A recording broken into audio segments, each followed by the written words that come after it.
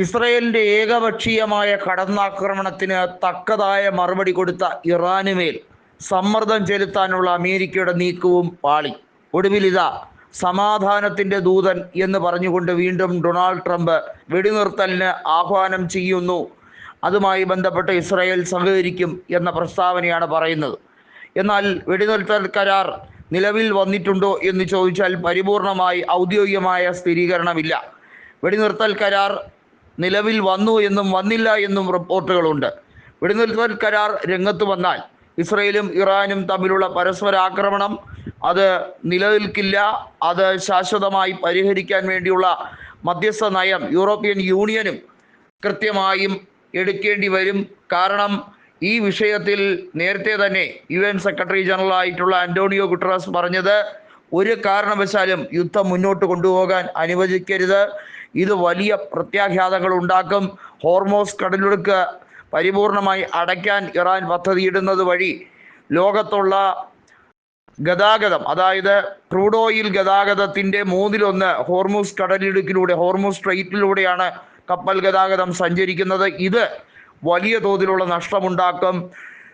പ്രത്യേകിച്ചും അറബ് രാജ്യങ്ങളെ പ്രതികൂലമായി ബാധിക്കും എന്നുള്ളത് കൃത്യമായി അറിയാം. നമുക്കറിയാം, നേരത്തെ ഇതുമായി ബന്ധപ്പെട്ട വിഷയം വന്നപ്പോൾ അറബ് രാജ്യങ്ങൾ വളരെ ഭയാനകമായ ഒരു സ്ഥിതിഗതിയിലേക്കായിരുന്നു. കാരണം അമേരിക്കയുടെ ബേസ്മെൻറ്റുകൾ ആക്രമിക്കാൻ ഇറാൻ പദ്ധതിയിട്ടിരുന്നു. ഇറാൻ അത് പരിപൂർണമായി നടപ്പിലാക്കാൻ വേണ്ടിയുള്ള ഒരു നീക്കത്തിലേക്ക് പോയാൽ അമേരിക്കയ്ക്ക് വലിയ നഷ്ടമുണ്ടാകുമെന്ന് അവർക്ക് കൃത്യമായി അറിയാം.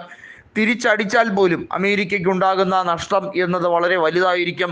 സാമ്പത്തികപരമായും ഒരുപാട് നഷ്ടങ്ങൾ ഉണ്ടാവും. അതുകൊണ്ട് തന്നെ US അറിയാം, ഇപ്പോഴത്തെ സാഹചര്യത്തിൽ ഇറാൻ രണ്ടും കൽപ്പിച്ച് നിൽക്കുകയാണ്. അതായത് തകർന്നാലും വേണ്ടില്ല, എന്ത് വന്നാലും അടിക്കാൻ വരുന്നവനെ അവരുടെ മുമ്പിൽ ഓച്ചാനിച്ച് നിൽക്കേണ്ട കാര്യമില്ല. അവർക്ക് എതിരെയുള്ള തക്കതായ മറുപടി കൊടുക്കുക എന്നുള്ളതാണ് അയത്തുള്ള ഖമനിയുടെ കൃത്യമായിട്ടുള്ള നീക്കം. അത് എന്ന് പറയുന്നത് വളരെ ഗുരുതരമായ ഒരു പ്രത്യാഘാതമുണ്ടാക്കും. അത് മനസ്സിലാക്കിക്കൊണ്ടാണ് വെടിനിർത്തൽ ധാരണയിലേക്ക് വരുന്നത്. നമുക്കറിയാം, ഇറാന്റെ യുറേനിയം സമ്പുഷ്ടീകരണം അത് 3.5% കൂടുതൽ ഉയർത്തരുത് എന്നുള്ളതാണ് അമേരിക്ക പറഞ്ഞിരിക്കുന്ന ഡീൽ. പക്ഷേ അമേരിക്ക ഈ ഡീല് ഡൊണാൾഡ് ട്രംപിന്റെ ഭരണകൂടം ആദ്യമായി അധികാരത്തിൽ വന്നപ്പോൾ ആ ഡീൽ എടുത്തു കളഞ്ഞു. അതായത് ഇറാനുമായി ബന്ധപ്പെട്ട കരാറുകളെല്ലാം തന്നെ റദ്ദാക്കുന്ന ഒരു രീതിയായിരുന്നു. പക്ഷെ പിന്നീട് പുതിയൊരു ഡീലിലേക്ക് വരാൻ ഡൊണാൾഡ് ട്രംപ് രണ്ടാമതും അധികാരത്തിലെത്തിയപ്പോൾ, ജോ ബൈഡന് ശേഷം രണ്ടാമതും അധികാരത്തിലെത്തിയപ്പോൾ നീങ്ങിയിരുന്നു. ആ നീക്കം പരിപൂർണമായും ഇറാൻ അംഗീകരിച്ചില്ല. കാരണം ഇറാനെ സംബന്ധിച്ചിടത്തോളം അത് അമേരിക്കയുടെ ഏകപക്ഷീയമായ നീക്കമാണ്. ഇറാന്റെ യുറേനിയം സമ്പുഷ്ടീകരണം ഉൾപ്പെടെയുള്ള കാര്യങ്ങൾ അത് പരിപൂർണമായി ഇസ്രായേൽ ഉൾപ്പെടെയുള്ള രാജ്യങ്ങൾ നിയന്ത്രിക്കാൻ അനുവദിച്ചാൽ അത് ശരിയായ രീതിയല്ല.